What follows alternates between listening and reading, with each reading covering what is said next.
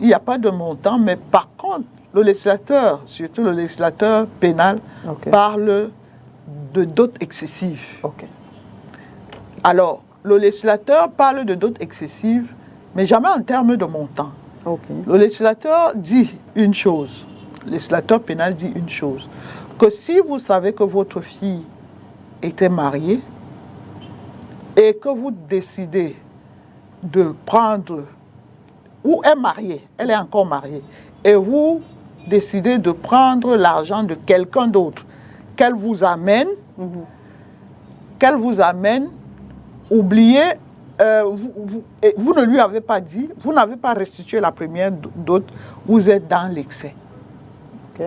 Le législateur dit de même que si vous n'êtes pas la personne qui devrait prendre la dot et que vous la prenez, c'est une dot abusive, excessive. Vous êtes dans l'abus de dot. Donc, jamais le législateur ne fixe le montant. Le montant, encore, comme j'ai dit tout à l'heure, c'est une affaire de culture. Il y a des cultures où on ne parle même pas argent. On vous donne une liste de cadeaux à apporter. Maintenant, cette liste de cadeaux a une valeur en argent. Et il faut qu'on se dise aussi, parce que tout le monde dit la dot devrait être symbolique. Il faut aussi dire que les symboles prennent la valeur de l'époque, de leur époque.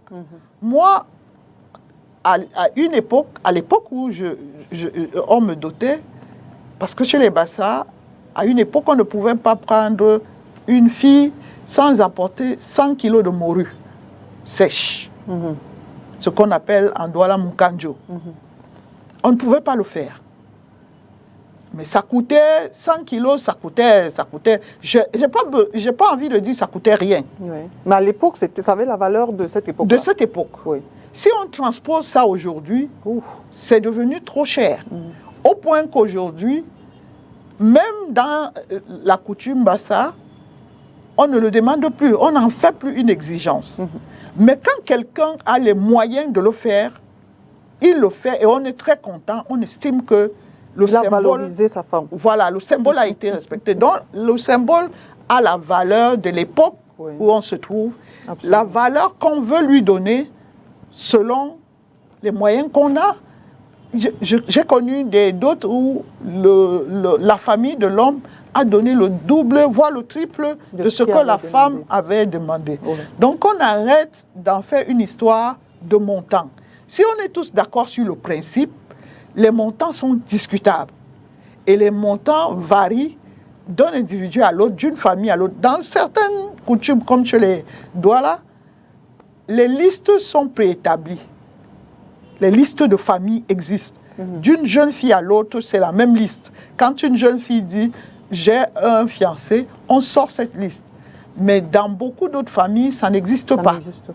Donc, ce n'est pas une question de montant. Si on est d'accord sur le principe, et le législateur admet le principe, je ne dis pas qu'il reconnaît le principe, il admet le principe, on doit se dire que essayons de rester sur le principe.